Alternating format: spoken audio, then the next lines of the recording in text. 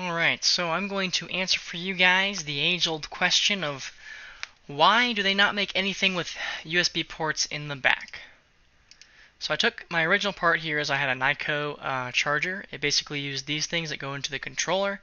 It lets you sit them on top of the piece, on top of the PS4 like this, and it's really convenient. You just leave them on the controller, and whenever you're done with it, you just set it down. It's magnetic, pulls it right in place, and it charges it.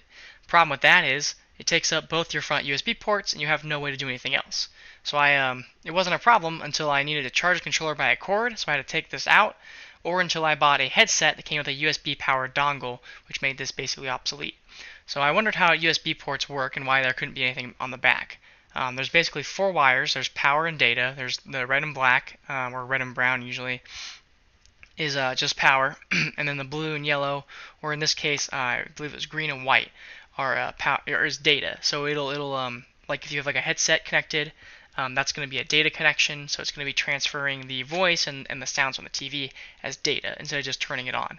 Now, if you have a headset that has optics, then the lights coming on is actually going to be power. Surprisingly, you can apparently connect up to 127 USB ports together and still have them all be individually recognized. When I was looking it up, some of them needed to be powered, some of them didn't, and that all had a few ways that went into it. So I tried to come up with something more simple. I didn't have any money to buy any extra USB ports. I didn't know exactly how they were wired together, but I did have a black and white version of this little guy. He's a 4-port dongle, and I was using it on my PS3, so I know it worked. It would recognize different controllers, and I know it worked.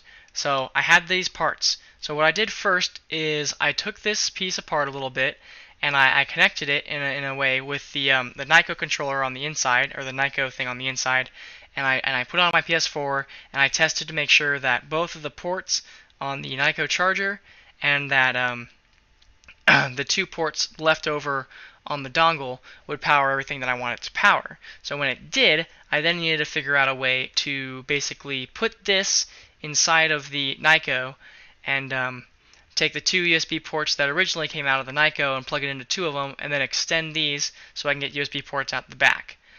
So first I had to cut this down because there wasn't enough space on the Nyko Charger, which we're gonna see on the next picture, and so we had to cut that down to get it to fit here. So there was a little tiny bit of space in the back, and so we had to basically cut everything off of it. I had to actually bend the prongs down, and I had to, and I'm going to see in these next couple of pictures, I had to cut this off and resolder a piece onto there. The other thing I looked at was there were originally two USB ports here, and I ran it off just the one USB port from the dongle, and it worked just the same. So I don't know if there was a specific reason there were two ports, or if it was just because it was going to go over that section anyways, they just put two ports so that the power is more consistent. I'm not sure. Actually, we'll go back. This piece here is with the LEDs, so that little ribbon cable you're going to see is a little bit smaller, and that controls your LEDs. This is your power coming in. So this is what this looks like with the original cap. You can see it goes red, I believe it's white, green, black, if I remember correctly. So I actually ended up cutting that off, and then there were these little leads that were left over. One thing that I didn't do, but that you could do, is just take and cut little notches here so that these two just kind of hang off like that, and that would have been easy. But I wanted to see if I could flush it up in a certain way and have it come out. So my idea was take these plastic covers off because they come in half, and then cut them diagonally at the same angle as the back of the Nyko Charger, and then I was going to glue around these pieces and have them come out basically nice and flat. So you had to cut them in half. I used a Dremel to cut them in half, and then we sanded them down. So you can see here, we use this to hold them. You could use a C-clamp. That would probably be better. I didn't have a C-clamp. I had vice grips. I put it over a wood block so that if I cut anything, it would go into the wood block and not into my table. And then after you got it cut down, it's going to be really messy. So you're going to take, this is I think 80 grit sandpaper, 180, and then 240 or something like that. And you're going to sand down first to get rid of the bigger pieces and to get it a little more flat with the heavy grit sandpaper, and then you're going to take the medium grit and you're going to kind of work out the smaller edges, and this is your finishing sandpaper. So once I had that done, I had to cut holes here. They had to be done, unfortunately I don't have a good picture of the whole piece here, but they had to be done on the outsides because there's a board that runs through the middle, and so then I had to make sure that they weren't going to be interfering with that board. I used Sharpie. I would probably use Expo marker or something that's a little less, or even just tape. It was kind of hard to get the marker off. I had to use dish soap, but this is what that guy looks like once you take all the parts off. So you have your board here that I didn't understand how it worked, so I just kept it on there. And then you have, this is your leads, your power lead in, and then you have your USB ports coming off. These two I had to extend, and I actually ended up taking, on the controller here, there were the two USB ports. There's a small board, and that connects to a ribbon cable to the board that's on the Nyko controller. So I ended up actually just plugging these two in just as is, and then that way the Nyko controller is powered on its own, just like that. And then I basically have these two extra ports, and I don't have to worry about screwing with anything on the Nyko Charger, the breadboard, or the PCB board or motherboard, whatever. I'm not sure what you call it.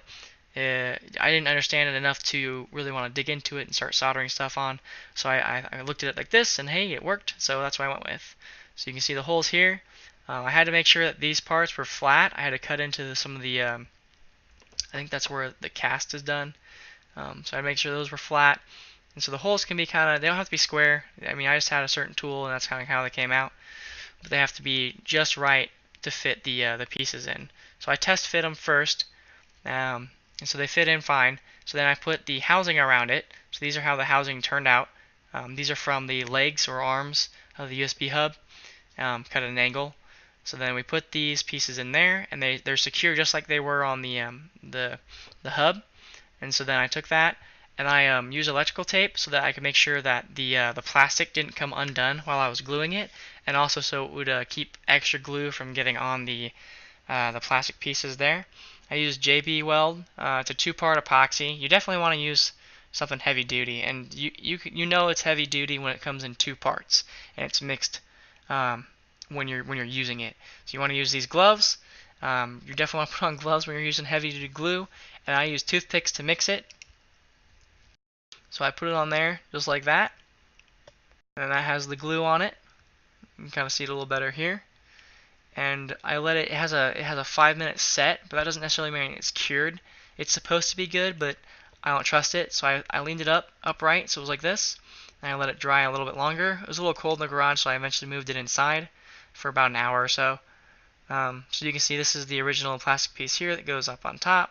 This is the board I've been talking about. This is the ribbon cable coming to the original part that would go in here, and then that's the dongle. So that gives you a little bit of a bigger overview. So these pieces are going into those two, and then these two are getting extended out, and this is getting put up here in the USB port. So that's a little bit a better mock-up here. So I had to solder in the cord on the power. So you can see me starting it there. You can see the finished product here. Now, one thing I made a mistake on is I used an insulator, hot glue, which is a cheap, easy insulator here. Probably shouldn't have done that. It got in the way of pretty much everything that could possibly have gotten in the way of. It got in the screw for that. It got in the way of when I was putting it on the other piece. It got in the way of me gluing this in place. Maybe hold off on that. Next, since I was only using one USB port, I used aluminum foil tape over electrical tape. I put it over the other hole just like that, so the aluminum foil was facing in, and I used my hot glue gun to fill it with hot glue so that there wasn't any risk of dust or anything extra getting into the controller. And you can see here where I put the hot glue on, don't use that much. You want to, like, if you do it, like, dap it a little tiny bit. So this is kind of what it looks like, finished product, as far as these pieces coming out, and it looks really, really good in person. It looks really good in these pictures as well. And you can see these are the 4 solder points, whatever you want to call it. And here's another good picture of that. So it looks just like it looked on the hub originally, but coming out the back. So we're taking this, we're going to use this ribbon cable I had extra. It normally had 6 wires in it, but I took and just used the 4. They conveniently used the same colors, so that was nice. About that length. It was a little bit long. Put some heat shrink on it first, and then use my handy 3rd arm here to solder them all over. These are tiny wires. I see my solder job isn't the best, but it's just so small. I don't have the right tools to really work with all that at the moment. So that's how it looks like. I put the heat shrink over it, and I heat it with my heat gun. I used a folder and it's a little blurry, but I use a folder to block from the board, just the hot air from hitting the board. I didn't want it to accidentally break any of the solder points, so just kind of protect it that way. Just use whatever.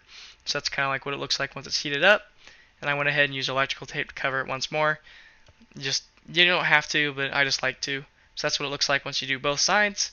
Again, these were a little bit too long when I came out to do it, and I mounted them a little differently, but I made it work.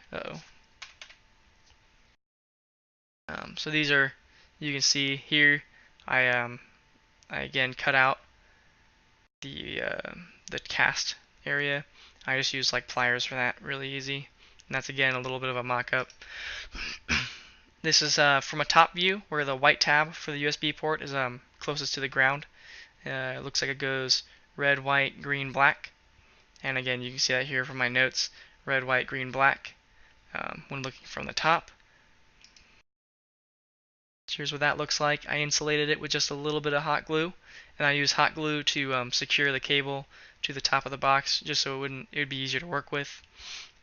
And again, these are pictures I have for mocking it up. I didn't do it exactly how I should have. I should have used the two closest parts to connect this, and it would have been better to have cut these cables and made them smaller. But that was just, I wanted to see if I could do it this way, because that's like a whole hour of soldering for me, and man, I did not, at that point, I've been working on this for like 6 hours, so I was done. But you can see this is the original that I was talking about, so this controls the white part, the normal part, and then these two are going to be controlling the USB ports on the back, which are on both sides of this, and then this is the original in. So you can see that again a little bit over here. And then yeah, once I got it nice and secured together, just had to put the screws back in, and this is what my workstation looked like when I was done. So finished product looks pretty similar still, but then you got these two coming out the back, really smooth. You just got one port here, and then that little bit of a glue shield that I made. These turned out real nice. These look real good. They're flush. You know, there wasn't any mess ups. There's no hole. There's a little bit of glue around the outside, but I'm good with that. I don't want it coming out. You see the glue there. I had a little bit of red Sharpie, and then just one USB port. And yeah, this is how it looks like on my PS4.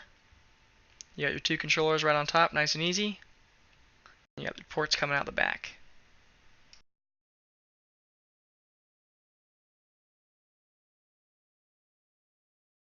So yeah, that's my headset, and I got another extra charge cable.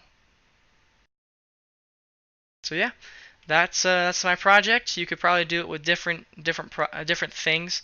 That's just an overview and what I use specifically. Most of the work was done by me, but I did get some consultations by Titan Megamedes. So feel free to message me with any questions, and if you want to hire me, you know, for some sort of product-y type making thing, you know, I'd appreciate it. So thanks for watching.